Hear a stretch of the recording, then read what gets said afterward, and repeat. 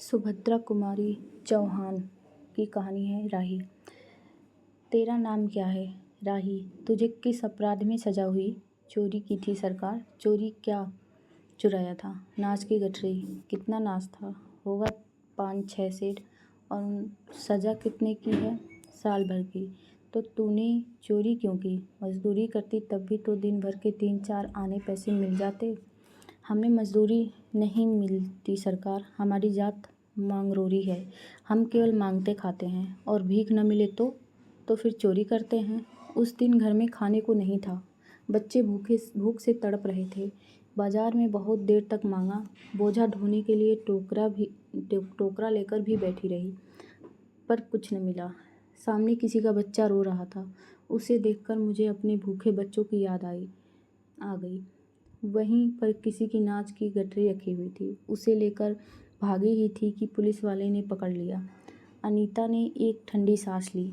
बोली, फिर तूने कहा नहीं कि बच्चे भूखे थे इसलिए चोरी की? संभव है इस बात से मजिस्ट्रेट कम सजा देता।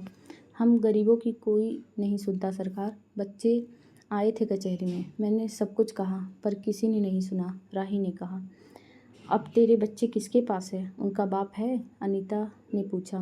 राही की आंखों में आंसू आ गए। वह बोली, उनका बाप मर गया सरकार। जेल में उसे मारा था और वहीं अस्पताल में वह मर गया। अब बच्चों का कोई नहीं। तो तेरे बच्चों का बाप भी जेल में ही मरा? वह क्यों जेल आया था? अनीता ने प्रश्न किया। उसे तो बिना कसूर के ही पकड़ लिया था सरकार, राही ने कहा। ताड़ी पीने को गया था। 2-4 दोस्त भाई उसके साथ थे। मेरे घर वालों का एक वक्त पुलिस वालों से झगड़ा हो गया था, उसी का बदला उसने ले लिया। 109 में उसका चालान करके साल भर की सजा दिला दी। वहीं वह मर गया। अनीता ने एक दीर्घ निश्वास के साथ कहा, अच्छा जा अपना काम कर। राही चली गई। अनीता सत्याग्रह करके जेल आई थी। पहले उसे B क्लास दिया था, फिर उसके घर वालों ने लिखा पढ़ी करके उसे A क्लास दिलवा दिया। अनीता के सामने आज एक प्रश्न था। वह सोच रही थी कि देश की दरिद्रता और इन निरीह गरीबों के कष्टों को दूर करने का कोई उपाय नहीं है। हम सभी परमात्मा की संतान हैं, एक ही देश के निवासी। कम से कम हम सबको खाने पहनने का समान अधिकार है ही। फिर क्या बात है कि कुछ लोग तो बहुत आराम से रहते हैं और कुछ लोग पेट के अन्न के लिए चोरी करते हैं। उसके बाद विचारक की अदूरदर्शिता के कारण या सरकारी वकील के चातुर्यपूर्ण जिरह के कारण छोटे छोटे बच्चों की माताएं जेल भेज दी जाती हैं। उनके बच्चे भूखों मरने के लिए छोड़ दिए जाते हैं। एक तो यह कैदी है जो जेल आकर सचमुच जेल जीवन के कष्ट उठाती है, और दूसरी ओर हैं हम लोग जो अपनी देशभक्ति और त्याग का ढिंढोरा पीटते हुए जेल आते हैं। हमें आम तौर से दूसरे कैदियों के मुकाबले में अच्छा बर्ताव मिलता है, फिर भी हमें संतोष नहीं होता।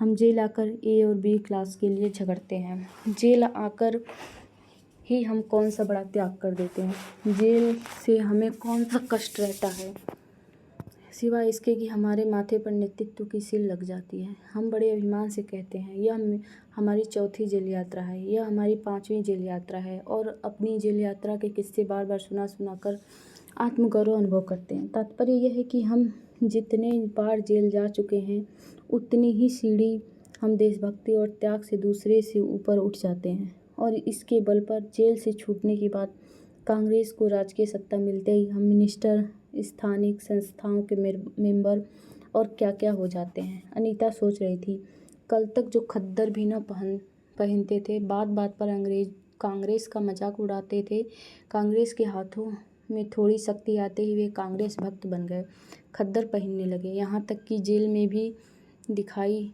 पड़ने लगे। वास्तव में यह देशभक्ति है या सत्ता भक्ति? अनीता के विचारों का तांता लगा हुआ था। वह दार्शनिक हो रही थी। उसे अनुभव हुआ जैसे कोई भीतर ही भीतर उसे काट रहा हो। अनीता की विचारावली अनीता को ही खाई जा रही थी। उससे बार बार यह लग रहा था कि उसकी देशभक्ति सच्ची देशभक्ति नहीं है, वरन मजाक है। उसे आत्मग्लानि हुई और साथ ही साथ आत्मानुभूति भी। अनीता की आत्मा बोल उठी, वास्तव में सच्ची देशभक्ति तो इन गरीबों के कष्ट निवारण में है। ये कोई दूसरे नहीं, हमारे ही भारत माता की संतानें हैं।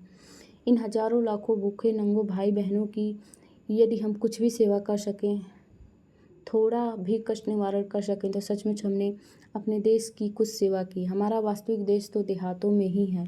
किसानों की दुर्दशा से हम सभी थोड़े बहुत परिचित हैं, पर इन गरीबों के पास न घर है न द्वार। अशिक्षा और अज्ञान का इतना गहरा पर्दा इनकी आंखों पर है कि होश संभालते ही माता पुत्री को और सास बहू को चोरी की शिक्षा देती है, और उनका यह विश्वास है कि चोरी करना और भीख मांगना ही उनका काम है। इससे अच्छा जीवन बिताने की वह कल्पना ही नहीं कर सकते।